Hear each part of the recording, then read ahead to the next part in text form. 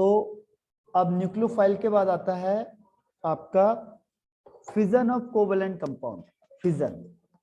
Fission का मतलब होता है ब्रेक डाउन करना। जो कोवेलेंट बॉन्ड होता है इसमें फिजन, इसको ब्रेक डाउन करना। तो इसको दो तरीके से हम ब्रेक डाउन कर सकते हैं। फिजन का मतलब ब्रेक डाउन। तो जो ब्रेक डाउन होगा इसके दो टाइप होते हैं, एक होता है होमोलाइटिक फिजन और एक होता है हेट्रोलाइटिक फिजन। हेट्रोलाइटिक फिजन, तो होमो मीन्स होता है सेम। सेम का मतलब क्या हुआ? सेम का मतलब जैसे ए और बी था, इन दोनों ने शेयरिंग करी, तो इक्वल नंबर ऑफ इलेक्ट्रॉन क्या होते हैं, दोनों में डिस्ट्रीब्यूट हो जाते हैं, इक्वल नंबर ऑफ इलेक्ट्रॉन, तो इसे कहेंगे होमोलाइटिक फिजन। और इससे जो ये कंपाउंड बनता है इसे कहते हैं फ्री रेडिकल, जिसके पास एक अनपेयर्ड इलेक्ट्रॉन होता है। ठीक है, तो ये होमोलाइटिक से बनेगा। होमोलाइटिक मतलब कि जो share pair of electron is distributed equally, जो शेयरिंग करी दोनों ने आपस में बराबर बांट ली। जैसे क्लोरीन Cl। अब इसमें क्या होगा, एक इलेक्ट्रॉन यहाँ चला गया, एक इलेक्ट्रॉन यहाँ चला गया, इन प्रेजेंस ऑफ लाइट एक फ्री रेडिकल ये बन जाएगा, एक फ्री रेडिकल ये बन जाएगा। तो ये बन गया आपके पास होमोलाइटिक फिजन। हेट्रोलाइटिक में क्या होता है कि जो शेयर पेयर ऑफ इलेक्ट्रॉन होता है वो डिस्ट्रीब्यूटेड होता है अनइक्वली, या तो बी के पास चला जाएगा और या फिर वो ए के पास चला जाएगा। बी के पास कब जाएगा? बी के पास तब जाएगा अगर बी ज्यादा इलेक्ट्रोनेगेटिव है ए से, और ए के पास कब जाएगा? जब A is more electronegative than B. ठीक है, तो ये हेट्रोलाइटिक मतलब जब डिस्ट्रीब्यूशन अनइक्वली हो जाएगा, और होमोलाइटिक का मतलब जब डिस्ट्रीब्यूशन इक्वली हो जाएगा। तो कैसे पता चलेगा मुझे कि होमोलाइटिक होगा या हेट्रोलाइटिक होगा? जनरली इसकी कंडीशन को याद रखना। जैसे लाइट दे दिया उसने, लाइट का मतलब एच न्यू दे दिया, तो आप समझ जाओ फ्री रेडिकल बनेगा। या हीट दे दिया, या परऑक्साइड दे दिया। ठीक है, इस तरीके के अगर कोई भी प्रेजेंस में आ गया, ये होता है नॉन पोलर के साथ होगा, नॉन पोलर गैसियस मीडियम में हो सकता है। ठीक, तो अगर ये कंडीशन आ गई तो आप समझ जाओगे होमोलाइटिक फिजन होगा, और अदरवाइज क्या होगा, हेट्रोलाइटिक फिजन होगा। ठीक है, अगर यहाँ पे कोई दूसरा रिएजेंट को यूज कर दिया तो हम कहेंगे हेट्रोलाइटिक फिजन। तो ये समझ में आना चाहिए हमें, होमो कहाँ पे होगा, हेट्रो कहाँ पे होगा। ठीक, यस सर। सर एक बार हेट्रो का एग्जांपल बता दो। हेट्रो के तो बहुत सारे एग्जांपल है। हेट्रो का जैसे HCl हो गया, यहाँ पे Cl की इलेक्ट्रोनेगेटिविटी ज्यादा होती है, तो Cl की इलेक्ट्रोनेगेटिविटी ज्यादा हो तो क्या होगा, जो शेयर पेयर ऑफ इलेक्ट्रॉन है Cl ले जाएगा, तो Cl में नेगेटिव सर चार्ज। Cl के पास माइनस चार्ज आ जाएगा हाँ, और H के पास प्लस आ जाएगा। हाँ, तो ये बन जाएगा हेट्रोसाइक्लिक। ठीक, यस सर। अब इसके बाद नेक्स्ट आता है, नेक्स्ट वन इज होमो हो गया, हेट्रो हो गया। अब सर होमो, फिर कार्बोकैटायन और एनायन। हाँ, अब आता है reaction intermediate. Reaction intermediate, reaction intermediate का मतलब होता है कि जो स्पीसीज क्या होती है रिएक्शन के बीच में बनती है, रिएक्शन के बीच में बनती है। ना तो ये इनिशियल रहती है, इनिशियल भी नहीं रहेगी और फाइनल में भी नहीं रहती, केवल रिएक्शन के बीच में बनेगी बस। यानी इसका जो लाइफ होता है बहुत शॉर्ट लाइफ होता है, वेरी शॉर्ट लाइफ, और ये हाईली अनस्टेबल होता है, तो उसे कहते हैं रिएक्शन इंटरमीडिएट। ठीक है, इंटरमीडिएट से नाम समझ में आ रहा है कि रिएक्शन के बीच में बनेंगे। तो आपकी बुक में जनरली तीन ही होते हैं बस, एक होता है फ्री रेडिकल, दूसरा होता है कार्बोकैटायन, और होता है कार्बन आयन, कार्बन एनायन। ठीक है, तो ये तीन होते हैं। तो वन बाय वन इसको स्टडी करके देखते हैं। जैसे पहला आपका फ्री रेडिकल, तो फ्री रेडिकल किसे कहेंगे? फ्री रेडिकल की दो खास बात है। पहला, जिसके पास अनपेयर्ड इलेक्ट्रॉन होते हैं, और दूसरा ये इलेक्ट्रिकली न्यूट्रल होता है, इसमें कोई चार्ज नहीं होता है। ठीक है, तो ये आपका फ्री रेडिकल हो जाएगा। जैसे इलेक्ट्रिकली न्यूट्रल मतलब सी है और डॉट बस, तो इसमें कोई चार्ज नहीं, ना प्लस चार्ज ना माइनस चार्ज, फ्री रेडिकल होता है। ये जनरली किसकी प्रेजेंस पे बनता है, जैसे मैंने अभी कहा आपको, लाइट होगा या हीट होगा या पेरोक्साइड दे दिया, तो ये क्या करते हैं, दोनों एक एक इलेक्ट्रॉन डिस्ट्रीब्यूट कर लेंगे, तो ये फ्री रेडिकल बन जाते हैं। जैसे हाइड्रोजन है, दोनों बराबर के हैं, इलेक्ट्रोनेगेटिविटी बराबर है, आपने लाइट दी तो दोनों ने क्या किया, 1 1 इलेक्ट्रॉन डिस्ट्रीब्यूट कर लिए, तो ये फ्री रेडिकल बन जाएगा। इसका शेप कैसा होगा, देखो शेप, इसमें 3 बॉन्ड, तो देखो कार्बन के केस में ऐसे बनेगा CH3 डॉट, तो हम कार्बन के रिस्पेक्ट में देखेंगे 3 बॉन्ड बन गए, तो ये 3 बॉन्ड ऐसे बन गए, और एक डॉट का मतलब यहाँ पे क्या हो गया, ये अनपेयर्ड इलेक्ट्रॉन। तो दिखने में आपको दिख रहा है, देखो ट्राइगोनल प्लेनर हो गया, प्लेन में आ गया, तो ट्राइगोनल प्लेनर। हाइब्रिडाइजेशन क्या होगा, देखो 1s का और 2p का, तो sp2 हो गया, ठीक, sp2 हो गया, ट्राइगोनल प्लेनर हो जाता है। और इसके बाद क्या है, इसमें ये आपका शेप हो गया, sp2 हो गया, और क्या हो सकता है, एक वैकेंट ऑर्बिटल तो नहीं होता, इनकम्प्लीट होता, और इसके 7 इलेक्ट्रॉन होते हैं इसके वैलेंस शेल में, तो जो वैलेंस इलेक्ट्रॉन होते हैं वो 7 होते हैं। तो ये इसके बारे में इंफॉर्मेशन होगी, फ्री रेडिकल, ठीक। Yes sir.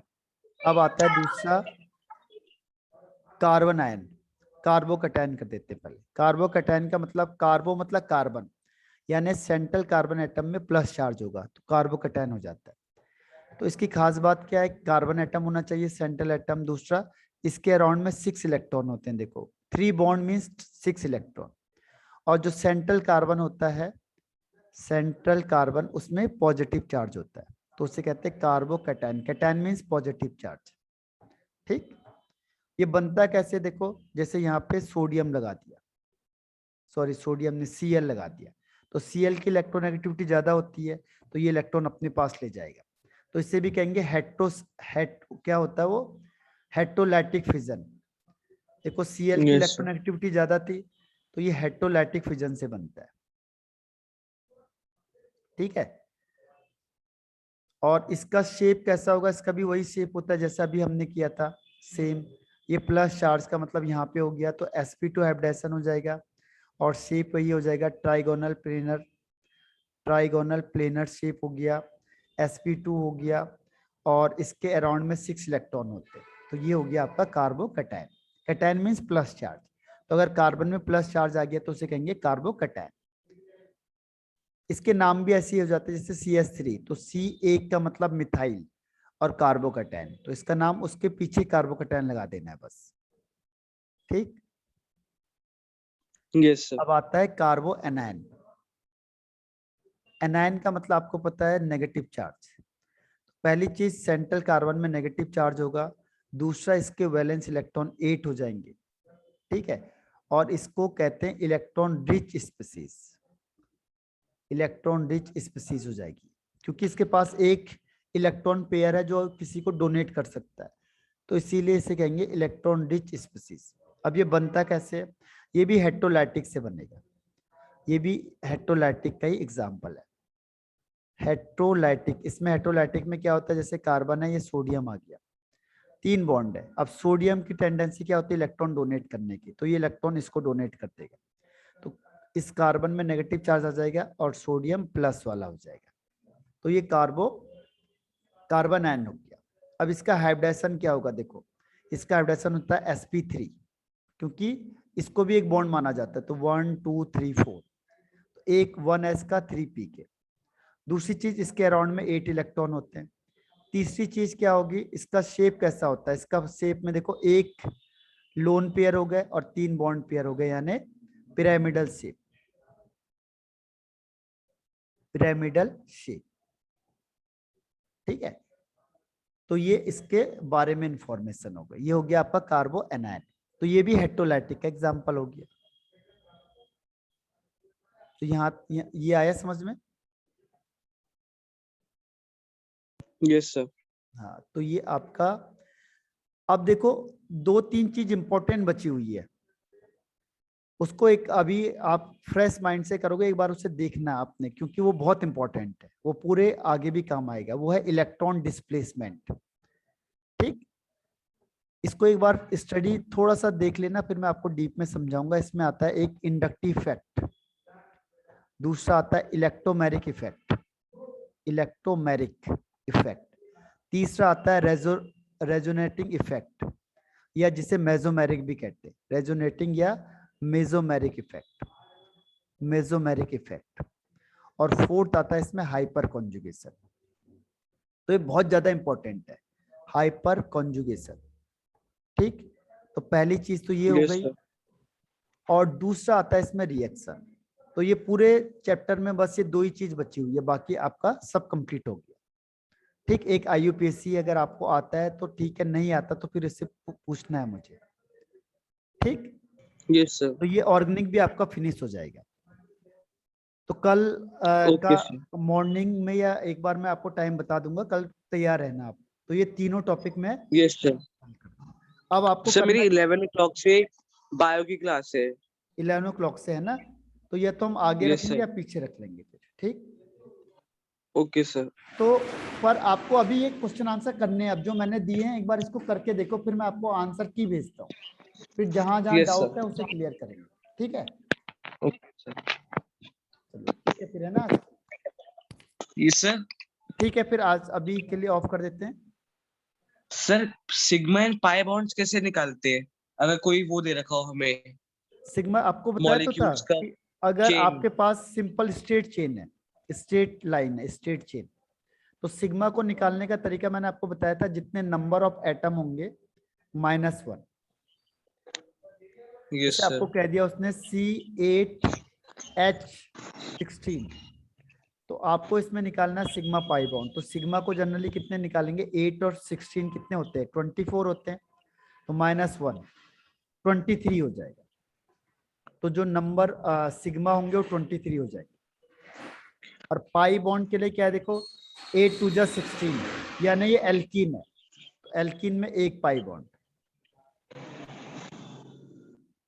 ठीक है, तो जब आप सिंगल सिंगल बॉन्ड बनाते हो तो ये सारे सिग्मा होंगे, जब आप डबल बॉन्ड बनाओगे तो 1 सिग्मा एंड 1 पाई, और अगर आप ट्रिपल बॉन्ड बनाते हो तो 1 सिग्मा एंड 2 पाई। ठीक है, तो ये स्ट्रक्चर बना होगा, तो स्ट्रक्चर में ध्यान रखना जितने सिंगल बॉन्ड है सारे सिग्मा है, तो वो तो सिग्मा में काउंट हो जाएंगे। अगर डबल बॉन्ड होगा तो 1 सिग्मा एंड 1 पाई, और ट्रिपल बॉन्ड होगा तो 1 sigma and 2 pi. Okay sir. कई बार वो CN दे देता है, तो CN का मतलब C ट्रिपल बॉन्ड N, इसमें 1 सिग्मा और 2 मीन्स पाई। 1 सिग्मा 2 पाई। हाँ, यस, ठीक है। अब समझ गए। यस हाँ, सर। बाकी सारा इजी है, बाकी तो ये वाला आपको मेथड बता दिया मैंने, इसको अप्लाई करोगे, और पाई बॉन्ड का डबल बॉन्ड या ट्रिपल बॉन्ड के रिस्पेक्ट में देखना पड़ेगा। Yes sir. ठीक, फिर अगर कहीं पे दिक्कत यस। आती है तो क्वेश्चन देखो कहाँ पे या कौन सा क्वेश्चन है, फिर उसे मुझे पूछो, तो मैं आपको उसका और तरीका बताऊंगा कैसे देखना पड़ेगा आपको। Okay sir. ठीक है। Okay, thank you sir.